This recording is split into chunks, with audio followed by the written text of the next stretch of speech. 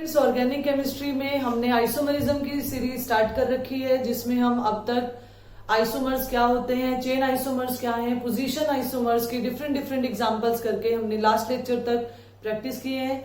आज की इस वीडियो में मैं डिस्कस करने जा रही हूँ फंक्शनल आइसोमर्स और फंक्शनल आइसोमरिज्म। तो पहले समझ लेते हैं फंक्शनल आइसोमर क्या होता है। To or more than two compounds. Isomer word जहां पर भी आ गया, मैं बार बार आपको यही बात बोल रही हूं कि आइसोमर वर्ड जहां पर भी आ गया इट मीन्स कि वहां पर मॉलिक्यूलर फॉर्मूला सेम होगा। तो इसके नाम से ही इसकी डेफिनेशन क्लियर होती है कि वो कंपाउंड्स जिसमें क्या होगा, मॉलिक्यूलर फॉर्मूला सेम होगा और फंक्शनल ग्रुप जो है वो डिफरेंट होगा, उन्हें फंक्शनल आइसोमर कहेंगे। तो दोज कंपाउंड्स और to or more than two compounds, अगर इसको हम डिफाइन करें तो क्या करेंगे, two or more than two compounds having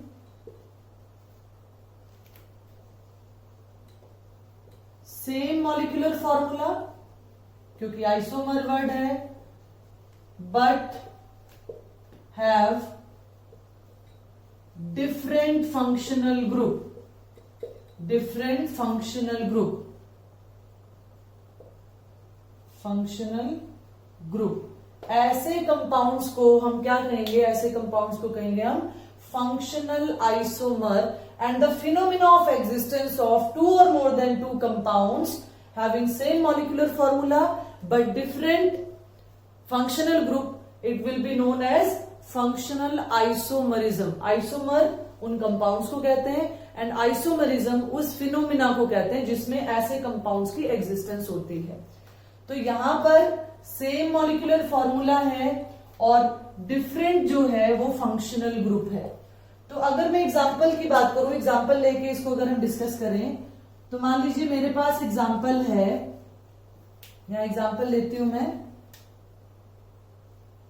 C2H6O, ये मैंने एग्जांपल लिया। ये मेरे पास मॉलिक्यूलर फॉर्मूला है C2H6O। इसको मैं किस तरीके से रिप्रेजेंट कर सकती हूं, इसको मैंने एक तरीके से तो लिखा CH3CH2OH, तो यानी 3 कार्बन और 6 हाइड्रोजन 1 ऑक्सीजन आ गया मेरे पास। इसको मैं और कितने तरीके और किस तरीके से लिख सकती हूँ, CH3OCH3, तब भी मेरे पास कितने आ रहे हैं, 2 कार्बन आ रहे हैं, 2 कार्बन थे, हाइड्रोजन कितने हैं, 6 हैं, ऑक्सीजन कितनी है, 1 है। तो इसका और इसका भी मॉलिक्यूलर फॉर्मूला ये और इसका भी मॉलिक्यूलर फॉर्मूला ये है। दोनों में डिफरेंस अगर हम देखें तो डिफरेंस क्या आ रहा है, फंक्शनल ग्रुप का डिफरेंस आ रहा है। आपको पता है OH जो है वो एल्कोहल फंक्शनल ग्रुप कहलाता है, और जो मेरे पास ROR से जिसको हम रिप्रेजेंट करते हैं with single bond with carbon chain, उसको हम क्या कहते हैं, ईथर कहते हैं।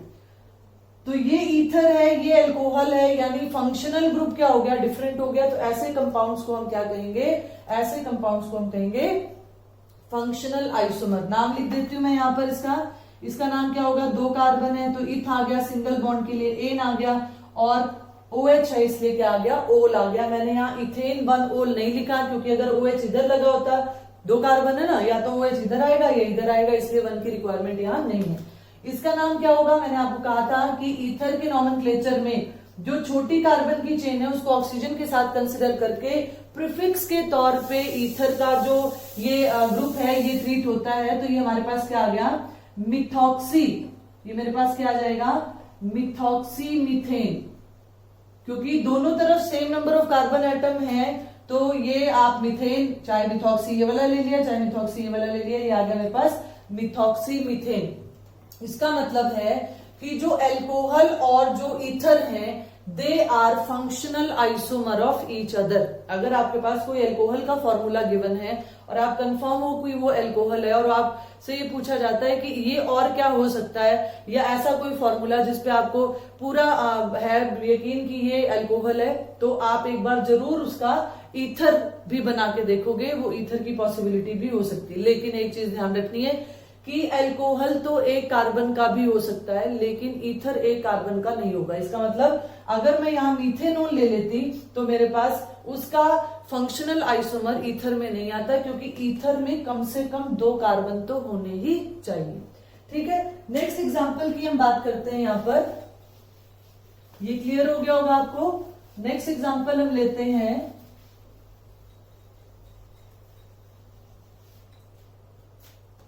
सेकेंड एग्जांपल मैं ले लेती हूं C2H4O2।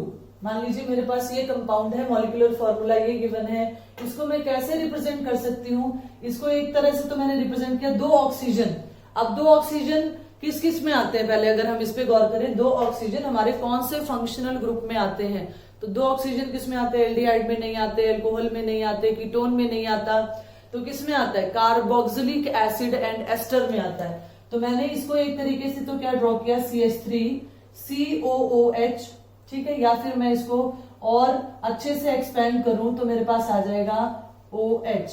ठीक है जी, कितने कार्बन है? दो कार्बन है, चार हाइड्रोजन है, और ऑक्सीजन कितने आ गए? दो आ गए। और इसको क्या कर सकती थी मैं, दो ऑक्सीजन का मेरे पास और क्या आ सकता है, ये भी बन सकता है। इस तरीके का क्वेश्चन जो है कॉम्पिटिटिव एग्जाम में आया हुआ है कि एक कंपाउंड है जिसकी वेपर डेंसिटी 30 है, तो हमने उसका मॉलिक्यूलर मास निकाल लिया, वो 60 आ जाएगा। अब 60 मॉलिक्यूलर मास हम कैलकुलेट करेंगे, उसमें कंपाउंड्स गिवन थे, तो उसमें इथेनोइक एसिड एक ऑप्शन में था, एक ऑप्शन में एस्टर का भी नाम था, मिथाइल मिथेनोएट है इसका नाम, अभी मैं बताती हूँ नॉमेनक्लेचर इसका। तो इनमें से क्या होगा, और एक ऑप्शन में बोथ ए एंड बी था, तो ये भी हो सकता है, ये भी हो सकता है। जिन स्टूडेंट्स को ये क्लियर था कि फंक्शनल आइसोमर में ये कार्बोक्सिलिक एसिड है, ये मेरा एस्टर है, एस्टर और carboxylic acid they are functional isomer of each other. लेकिन फिर यहाँ पे लिमिटेशन क्या है कि कार्बोक्सिलिक एसिड तो एक कार्बन का भी हो सकता है, जिसे आप मीथेनोइक एसिड कहते हो, फॉर्मिक एसिड कहते हो, लेकिन एस्टर के लिए ये मैंने सबसे छोटा एस्टर लिखा है, एस्टर फैमिली का सबसे छोटा मेंबर है, तो सबसे छोटे मेंबर में भी दो कार्बन कम से कम इसमें होने चाहिए।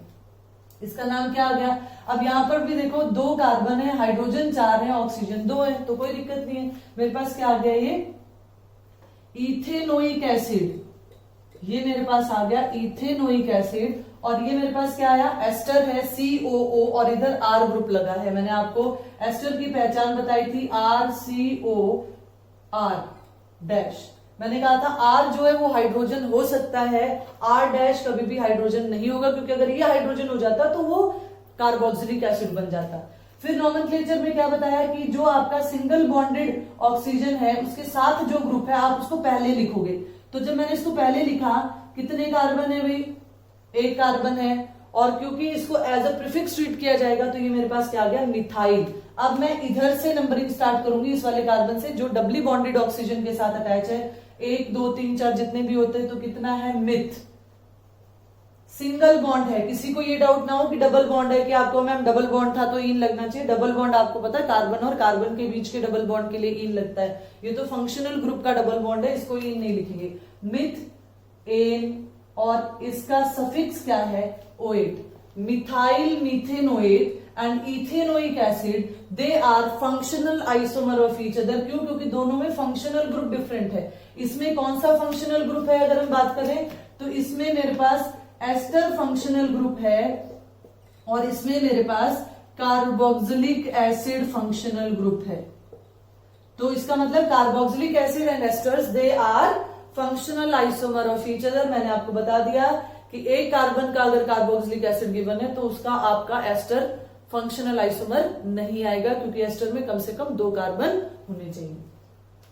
अब अगर हम थर्ड एग्जाम्पल की बात करें तो थर्ड एग्जाम्पल मैं ले लेती हूं। मैंने एग्जाम्पल ले लिया, मान लीजिए कि C3H6O। C3H6O।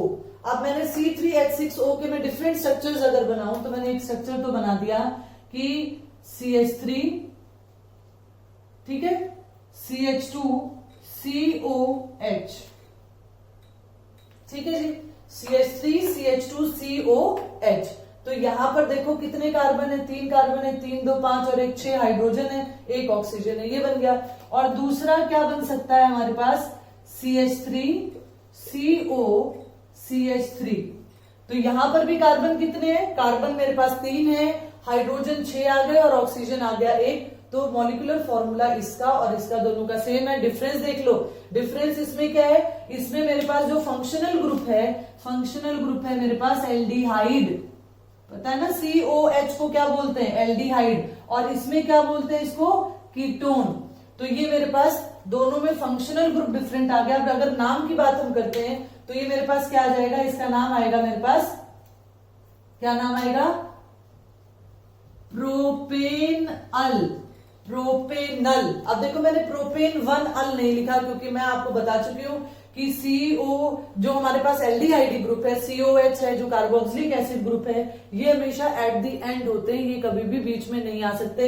ये चेन टर्मिनेटिंग फंक्शनल ग्रुप कहलाते हैं, हमेशा at the top, at the bottom, at the extreme end of the compound present होंगे। तो यानी ये कंपाउंड में अकेला फंक्शनल ग्रुप है तो ऑब्वियस सी बात है कि ये फर्स्ट पोजीशन पर ही होगा। तो इसको मैं प्रोपेन 1 अल भी लिख सकती थी और प्रोपेनल भी लिखा, तो प्रोपेनल लिखना ज्यादा अच्छा है यहाँ पर। अब यहाँ पर क्या है, मेरे पास कितने कार्बन है, 1 2 3, तो मेरे पास क्या आ गया, प्रोपेनोन, प्रोपेनोन इसका नाम मैंने लिखा। आप प्रोपेन 2 भी लिख सकते हो, लेकिन प्रोपेनोन जो है वो ज्यादा सही लगता है मुझे। क्यों?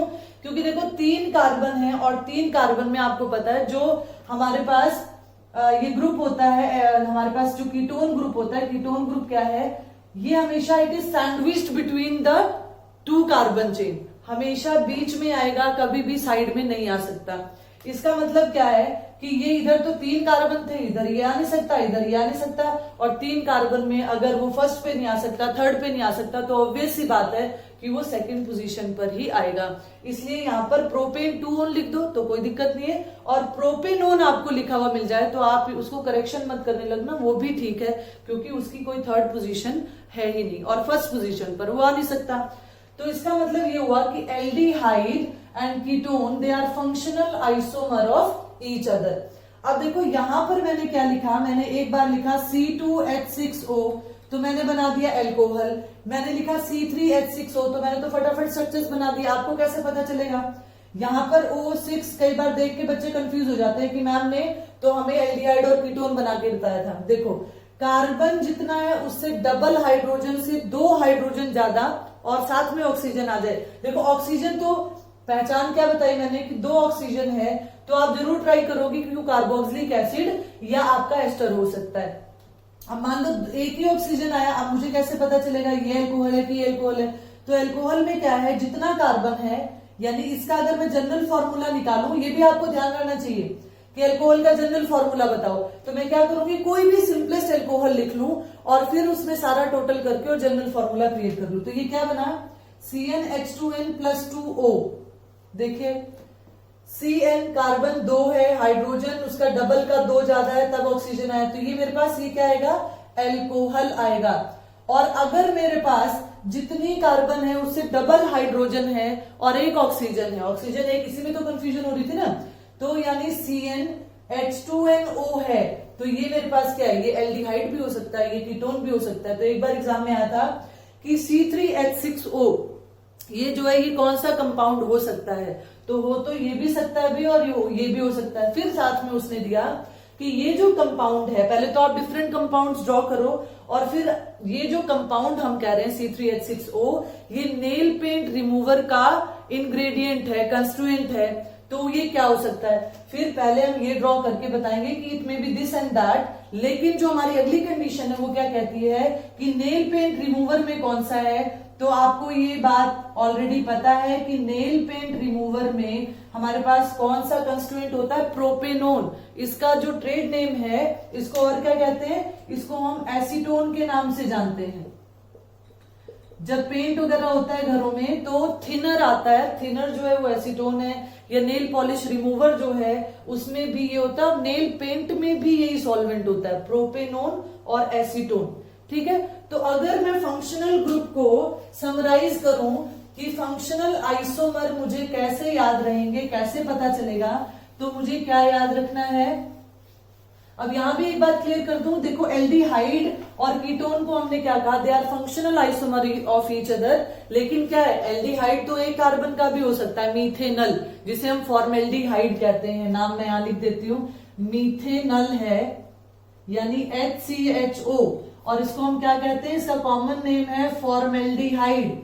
कई बार एग्जाम में आ जाता है, हम कंफ्यूज हो जाते हैं कि फॉर्मेल्डिहाइड हमने तो पढ़ा ही नहीं रखा, तो यहाँ पर मीथेनल HCHO है, ये इसका IUPAC नेम है और ये इसका ट्रेड नेम है। ठीक है, अब हम बात कर रहे हैं कि हमें कैसे पता, अब अगर मेरे पास एल्डिहाइड है और कीटोन है तो एल्डिहाइड तो 1 कार्बन का भी होता है, लेकिन कीटोन मिनिमम 3 कार्बन का होता है। ये बात मैं कई बार बता चुकी हूँ।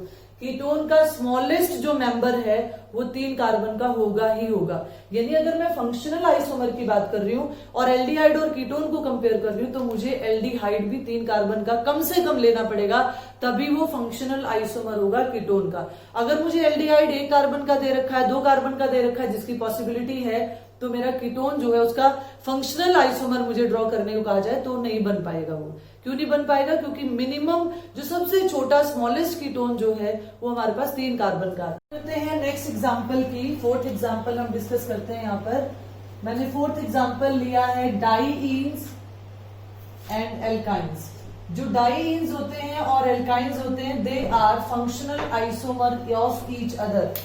मैंने एग्जांपल लिया C4H6 का कि मॉलिक्यूलर फॉर्मूला कंपाउंड का कितना है, C4H6 है।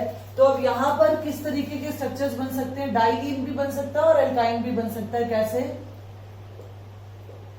ये मैंने C4 मैंने 4 कार्बन्स को अरेंज किया, मैंने एक डबल बॉन्ड यहां लगाया, एक डबल बॉन्ड यहां लगा दिया। तो अब इसके हाइड्रोजन अगर मैं पूरे करती हूँ तो यहाँ 1 हाइड्रोजन आएगा, इधर 1 हाइड्रोजन आएगा, यहाँ 2 हाइड्रोजन आएंगे। कितने कार्बन है? 4 कार्बन है, 2 3 4 और 2 6 हाइड्रोजन आ गए मेरे पास। और ये क्या बन सकता है? हमें पता है कि इसका जनरल फॉर्मूला जो है वो एल्काइन से मैच कर रहा है, तो हमारे पास क्या आ जाएगा? ये 4 कार्बन का एल्काइन आ जाएगा। तो यहाँ पर 1 2 3 4 और मैंने ट्रिपल बॉन्ड यहां लगा सकते हो, आप यहां लगा सकते हो, ब्यूट 1 आइन, ब्यूट 2 आइन, कुछ भी लिख सकते हो। तो यहाँ पर मेरे पास CH3, ये मेरे पास CH2, 3 और 1 4 हाथ इसके ऑलरेडी बन चुके हैं। यहाँ पर हाइड्रोजन आ गया, तो यहाँ 3 2 5 और 1 6 हाइड्रोजन, 4 कार्बन आ गए। तो आप अगर ध्यान से देखो तो यहाँ पर क्या है? फंक्शनल ग्रुप डिफरेंट है। कैसे डिफरेंट है? यहाँ पर डबल बॉन्ड आ रहा है तो यहाँ ट्रिपल बॉन्ड आ रहा है। तो ऐसे कंपाउंड्स को भी हम कौन सी कैटेगरी में रखते हैं? फंक्शनल आइसोमर की कैटेगरी में रखते हैं। इसका मतलब अगर आपके पास एल्काइन गिवन है तो एल्काइन का डाईईन जो है वो उसका फंक्शनल आइसोमर हो सकता है। डाईईन का मतलब 2 डबल बॉन्ड आ रहे हैं। इसका नाम अगर देखें तो नंबरिंग करेंगे 1 2 3 4 और इसका नाम क्या आएगा? ब्यूट फर्स्ट पोजीशन पर, और थर्ड पोजीशन पर डबल बॉन्ड है, 2 बार है तो हमने लगाया डाईईन। और मैंने आपको बताया था कि अगर डाईईन, ट्राईईन या डाईआइन, ट्राईआइन ऐसे वर्ड्स आते हैं तो हम क्या करते हैं? वर्ड रूट के साथ ए जो है और सफिक्स हम यूज कर देते हैं, ब्यूटा 1,3 डाईईन। ब्यूट 1,3 डाईईन नहीं, ब्यूटा 1,3 डाईन आ जाएगा। और इसका नाम क्या होगा? नंबरिंग यहां से करेंगे हम तो हमारे पास आ जाएगा ब्यूट 1 आइन। ब्यूट 1 आइन भी लिख सकते हो, ब्यूट 2 आइन भी लिख सकते हो। दोनों में ही जनरल फॉर्मूला क्या होगा? सेम होगा। ब्यूट 1 आइन और but 2 yne, they are positional isomer of each other. और यहाँ पर जो हमारा एल्काइन है, ये एल्काइन आ गया, ये हमारे पास डाईईन आ गया, they are functional isomer of each other. अब मैं नेक्स्ट एग्जांपल और यहां पर ले रही हूं। नेक्स्ट एग्जांपल की हम बात करें तो जो हमारे पास नाइट्रो एल्केन होते हैं, nitro alkene and alkyl nitrites, ये भी एक दूसरे की क्या है? फंक्शनल आइसोमर है। मैं एग्जांपल लूं, अगर मान लीजिए मेरे पास जो फॉर्मूला है, जो मॉलिक्यूलर फॉर्मूला है वो मैंने ले लिया C2H5NO2। C2H5NO2 मैंने क्या कहा? नाइट्रो एल्केन और जो नाइट्राइट है, यानी नाइट्रो और नाइट्राइट, ये एक दूसरे के फंक्शनल आइसोमर है। क्योंकि ये क्या है? दोनों का नेचर क्या है? इसका नाम अलग है, इसका नाम अलग है। नाइट्रो है, ये नाइट्राइट है। अब हमारे पास मैं एग्जांपल लूं अगर, तो ये मेरे पास आ गया, मैंने लिखा CH3 CH2 N double bond O single bond O। ठीक है, क्योंकि नाइट्रोजन यहाँ 4 बॉन्ड बना रहा है तो इसके ऊपर पॉजिटिव चार्ज आ गया, यहाँ पर ये नेगेटिव चार्ज आ गया क्योंकि ऑक्सीजन का सिंगल बॉन्ड यहाँ बन रहा है। इसकी वैलेंसी जो है 2 है। तो यहाँ पर ये तो क्या कहलाएगा? इसका नाम हमारे पास क्या आएगा? इसका नाम आएगा हमारे पास नाइट्रोइथेन, जिसको हम नॉर्मली कैसे लिख देते हैं? CH3 CH2NO2। ठीक है, अब इसका मैं अगर फंक्शनल आइसोमर ड्रॉ करूं, जो कि मैं कह रही हूं एल्काइल नाइट्राइट, तो यहां पर क्या आएगा? CH3 CH2 और जो यहाँ कार्बन की अटैचमेंट है, यहाँ कार्बन की अटैचमेंट नाइट्रोजन के साथ थी, यहाँ कार्बन की अटैचमेंट ऑक्सीजन के साथ आ गई N डबल बॉन्ड O। तो जब ये NO2 ग्रुप जो है इस तरीके से अटैच होता है कार्बन चेन के साथ, तो वो क्या कहलाता है, वो नाइट्राइट कहलाता है। और इसका नाम क्या होगा, इसका नाम होगा इथाइल नाइट्राइट, इथाइल नाइट्राइट। तो जो क्या कह सकते हैं हम कि जो हमारे पास नाइट्रो ग्रुप है और जो नाइट्राइट ग्रुप है, they are functional isomer of each other. आप देखो कितने कार्बन आ रहे हैं, 2 कार्बन आ रहे हैं, 5 हाइड्रोजन आ रहे हैं और NO2 आ रहा है। इधर भी क्या है, 2 कार्बन है, 5 हाइड्रोजन है और NO2 आ गया। दोनों का फंक्शनल ग्रुप का जो नेचर है वो डिफरेंट है, इसलिए ये क्या कहलाएंगे, functional isomer of each other. इसी तरीके से एक एग्जांपल आपने बहुत सुना है, साइनाइड ग्रुप और आइसोसाइनाइड। जो साइनाइड है और जो आइसोसाइनाइड है, they are also functional isomer of each other. Isocyanide आपने कहा सुना है, आपने MIC सुना है, methyl isocyanide, which was the cause of Bhopal tragedy. MIC methyl isocyanide. तो हम ये कौन सा एग्जाम्पल हुआ हमारे पास, हम 5 एग्जाम्पल कर चुके हैं, तो ये मेरे पास 6th एग्जाम्पल आ गया। 6th एग्जाम्पल मैंने लिखा cyanide, cyanide and isocyanide. Cyanide and isocyanide का मैं एग्जांपल ले रही हूं यहां पर। तो मैंने एग्जांपल ले लिया यहां पर कि मान लो मैंने कंपाउंड लिया C2H3N, ये मॉलिक्यूलर फॉर्मूला है कंपाउंड का। मैं इसको रिप्रेजेंट करती हूँ, किस तरीके से रिप्रेजेंट कर सकते हैं इसको। एक तो मैंने क्या लिया, CH3C ट्रिपल बॉन्ड M, तो इसको मैं क्या कहूंगी, ये मेरे पास साइनाइड है, ठीक है। ये कौन सा ग्रुप है, साइनाइड ग्रुप है। और इसी को मैंने किस तरीके से अरेंज किया, CH3C, यहां पर मैंने क्या किया, यहां पर मैंने CH3 के बाद मैंने यहां नाइट्रोजन लगाया और यहां पर अटैचमेंट दिखा दी कार्बन के साथ, ठीक है। इसको आप किस तरीके से, यहाँ पर एक कोऑर्डिनेट बॉन्ड बनता है और बाकी कोवलेंट बॉन्ड बनते हैं। तो कई बार आइसोसाइनाइड भी देके और पूछा जाता है कि इनमें से कौन से कंपाउंड के पास कोऑर्डिनेट बॉन्ड बन रहा है। तो इसको अगर आप इस तरीके से ना लिखना चाहो तो कैसे लिखेंगे हम, CH3N ट्रिपल बॉन्ड C, क्योंकि नाइट्रोजन 4 बॉन्ड बना रहा है तो पॉजिटिव चार्ज आ गया और यहां पर क्या आ गया, नेगेटिव चार्ज आ गया, क्योंकि कार्बन के 3 हाथ ही दिखाई दे रहे। तो इस तरीके से भी रिप्रेजेंट कर सकते हो और ऐसे भी रिप्रेजेंट कर सकते हो। दोनों में डिफरेंस देखिए पहले क्या है, दोनों में डिफरेंस क्या है, यहाँ पर कार्बन चेन, कार्बन के साथ कार्बन का अटैचमेंट है और यहाँ कार्बन के साथ नाइट्रोजन का अटैचमेंट है। ये हमारे पास क्या है, ये आइसोसाइनाइड ग्रुप है, आइसोसाइनाइड ग्रुप बोलते हैं इसको। और ये हमारे पास क्या है, साइनाइड, और साइनाइड को हम क्या बोलते हैं, नाइट्राइल बोलते हैं। तो अगर मैं इसका नाम लिखूं तो मेरे पास नाम क्या आएगा, 1 2, तो मेरे पास नाम क्या आ जाएगा, इथेन नाइट्राइल, इथेन नाइट्राइल इसका नाम आ गया। और इसका नाम क्या आएगा, इसका नाम आएगा methyl isocyanide, methyl isocyanide, MIC, ठीक है, मिथाइल आइसोसाइनाइड। और इसको अगर कॉमन, इसका ट्रेड नेम अगर हम करना चाहें, ट्राइबल नेम करना चाहें, तो ये क्या आ जाएगा, मिथाइल साइनाइड, मिथाइल साइनाइड ये आ गया और मिथाइल आइसोसाइनाइड ये आ गया। इसका मतलब है कि जो साइनाइड ग्रुप है और जो आइसोसाइनाइड ग्रुप है, they are functional isomer of each other, क्योंकि साइनाइड और आइसोसाइनाइड फंक्शनल ग्रुप ये डिफरेंट होते हैं। कार्बन काउंट कर सकते हो, 2 कार्बन है, 3 हाइड्रोजन है, ठीक है, और नाइट्रोजन हमारे पास कितनी आ गई, 1 आ गई। दोनों कंपाउंड में ऐसे ही हो रहा है, लेकिन इनकी बॉन्डिंग के हिसाब से ये साइनाइड कहलाता है और यहाँ नाइट्रोजन की अटैचमेंट है, इसलिए ये आइसोसाइनाइड कहलाता है। तो ये भी आप ध्यान रखोगे। और एक लास्ट एग्जांपल और मैं डिस्कस कर लेती हूँ आपके साथ कि जो एरोमेटिक कंपाउंड्स होते हैं, एरोमेटिक हमारे पास अल्कोहल, एरोमेटिक हमारे पास जो ईथर्स हैं या फिनोल हैं। तो और एग्जांपल की अगर हम बात करें तो मैं एग्जांपल लेती हूं एरोमेटिक फिनोल,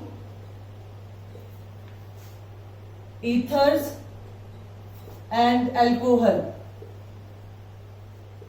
ठीक है। एरोमेटिक मैंने कौन सी एग्जांपल लेने, aromatic phenol, ether and alcohol.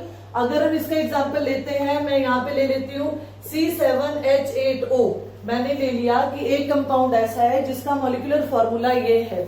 अब इसको किस तरीके से एरोमेटिक कंपाउंड में हम रिप्रेजेंट कर सकते हैं, देखिए यहां पर मेरे पास क्या है, अगर मैं इसके स्ट्रक्चर बनाऊं तो मैं यहां पर ये बेंजीन बन गया, बेंजीन के ऊपर मैंने लगा दिया OH। जब बेंजीन के ऊपर OH लगता है तो वो फिनोल कहलाता है, ठीक है। और एक मैंने यहां लगा दिया CH3, ये CH3 यहां भी लग सकता है, यहां भी लग सकता है, यहां भी लग सकता है। तो मैंने आपको ऑर्थो मेटा पैरा पोजिशंस बताई हैं। इस कंपाउंड को हम क्या कहते हैं, क्रिसोल कहते हैं। इस कंपाउंड का नाम क्या है, क्रिसोल। फिनोल के साथ, ठीक है, CH3 ग्रुप अटैच हो गया तो क्रिसोल आया मेरे पास। और मैं अगर और किस तरीके से रिप्रेजेंट कर सकती हूँ इसको, मैंने क्या किया, ऑल्टरनेट पोजीशंस पर ये लगाया OCH3। आपको पता है OCH3 ग्रुप कब लगता है, जब ईथर्स होते हैं। तो ये एरोमेटिक ईथर है, इसका नाम क्या है, इसका नाम है एनिसोल, ठीक है। एनिसोल वर्ड आपने कहां पढ़ा है, एनिसोल वर्ड आपने पढ़ा है फर्स्ट चैप्टर में केमिकल रिएक्शंस एंड इक्वेशंस में, जब हमने BHA की बात की थी, यानी एंटीऑक्सीडेंट्स में जो एग्जांपल किया था उसमें आपने एनिसोल वर्ड पढ़ा है, ठीक है। और इसको कैसे रिप्रेजेंट किया जा सकता है, इसी फॉर्मूले को, ये जो हमारे पास मॉलिक्यूलर फॉर्मूला आया, इसको मैं क्या लिख सकती हूं, अब मुझे इसका क्या बनाना है, अल्कोहल CH2OH। डायरेक्टली OH लग जाता है तो उसको फिनोल कहते हैं, और अगर कार्बन चेन के साथ OH लगता है तो उसको हम एरोमेटिक अल्कोहल कहते हैं। ये बात आपको ध्यान रखनी है। इसका नाम क्या है, इसका नाम है बेंजाइल अल्कोहल, बेंजाइल अल्कोहल इसका नाम है,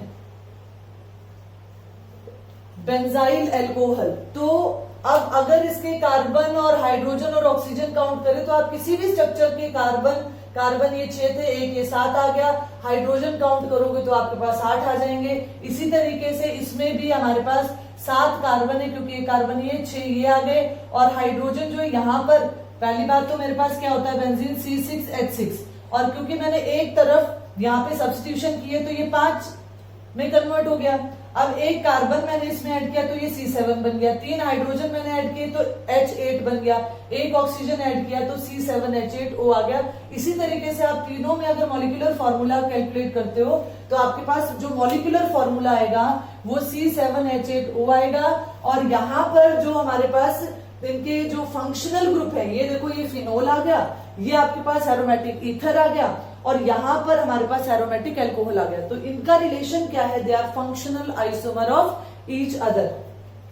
अब अगर प्रॉपर्टी की बात करें हम, कि जैसे मैंने आपको चेन आइसोमर कराए थे, मैं चेन आइसोमर, पोजीशन आइसोमर और फंक्शनल आइसोमर की यहां पर एक प्रॉपर्टी की बात बताती हूं, कि अगर मैं तीनों को कंपेयर करूं, तो अगर मैं चेन आइसोमर की बात कर रही हूं तो चेन आइसोमर में क्या होता है, चेन आइसोमर में जो फिजिकल प्रॉपर्टीज होती हैं, physical properties are different, physical properties are different, लेकिन केमिकल प्रॉपर्टीज क्या होती हैं, सेम होती हैं। मैंने जब डेफिनेशन कराई थी आइसोमर की तो मैंने कहा था कि बेटा मैं वर्ड यूज कर रही हूं डिफरेंट प्रॉपर्टीज, क्योंकि कुछ आइसोमर्स में केमिकल प्रॉपर्टीज क्या होती हैं, वो सेम होती हैं।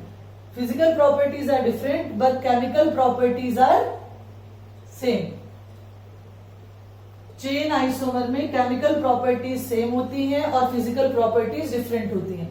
पोजीशन आइसोमर की बात करें तो पोजीशन आइसोमर में फंक्शनल ग्रुप वही का वही रहता है, डबल बॉन्ड वही का वही रहता है, ट्रिपल बॉन्ड भी वही रहता है। तो इसका मतलब इसमें भी क्या होगा, सिर्फ पोजीशन में चेंज आ रहा है। तो पोजीशन में चेंज आने के कारण जो फिजिकल प्रॉपर्टीज हैं, इसमें भी फिजिकल प्रॉपर्टीज क्या होंगी, डिफरेंट होंगी, और केमिकल प्रॉपर्टीज क्या होंगी, सेम होंगी। केमिकल प्रॉपर्टीज क्या आएंगी, सेम आएंगी, ठीक है। अब अगर हम बात करें फंक्शनल आइसोमर की, तो फंक्शनल आइसोमर में क्या होता है, क्योंकि फंक्शनल ग्रुप ही चेंज हो गया तो इसमें फिजिकल प्रॉपर्टीज तो डिफरेंट आएंगी, फिजिकल प्रॉपर्टीज भी क्या होंगी, इसमें डिफरेंट होंगी, और साथ के साथ केमिकल प्रॉपर्टीज भी डिफरेंट होंगी। ये भी क्या है, डिफरेंट है। तो ये आपको जो है प्रॉपर्टी, कई बार ऑप्शंस में इस तरीके का कोई क्वेश्चन आ जाए कि चेन आइसोमर में इनमें से कौन सा जो है ऑप्शन वो चेन आइसोमर के लिए सही है, तो आपको ये चीज ध्यान रखनी है। फिजिकल प्रॉपर्टीज डिफरेंट लेकिन केमिकल इसमें सेम है, इसमें भी फिजिकल डिफरेंट केमिकल सेम है, लेकिन फंक्शनल आइसोमर में फिजिकल प्रॉपर्टी भी डिफरेंट और केमिकल प्रॉपर्टीज भी क्या होती है, डिफरेंट होती है। अब अगर फंक्शनल आइसोमर को मैं समराइज करवाऊं आपको कि आपको कंपाउंड ये गिवन है तो इसका फंक्शनल आइसोमर ये हो सकता है, तो हम एक बार उसको समराइज कर लेते हैं, थोड़ा आसान हो जाएगा हमारे लिए। तो समराइज करने के लिए हमने कल क्या कहा था कि अगर मेरे पास एल्कोहल है तो एल्कोहल का जो फंक्शनल आइसोमर होगा ईथर होगा। अगर मेरे पास कोई ईथर दे रखा है तो मैं एल्कोहल भी ड्रॉ करके देखूंगी कि वो उसका फंक्शनल आइसोमर हो सकता है। फिर मैंने अब कहा कि कार्बोक्सिलिक एसिड जो है, कार्बोक्सिलिक एसिड वो किसका है, वो एस्टर का फंक्शनल आइसोमर है। फिर हमने कहा जो एल्डिहाइड है, एल्डिहाइड वो किसका है, कीटोन का फंक्शनल आइसोमर है। फिर हमने क्या किए, फिर हमने कहा कि जो डाईईन्स हैं जिसमें 2 डबल बॉन्ड है, डाईईन्स हैं, वो एल्काइंस के फंक्शनल आइसोमर हो सकते हैं।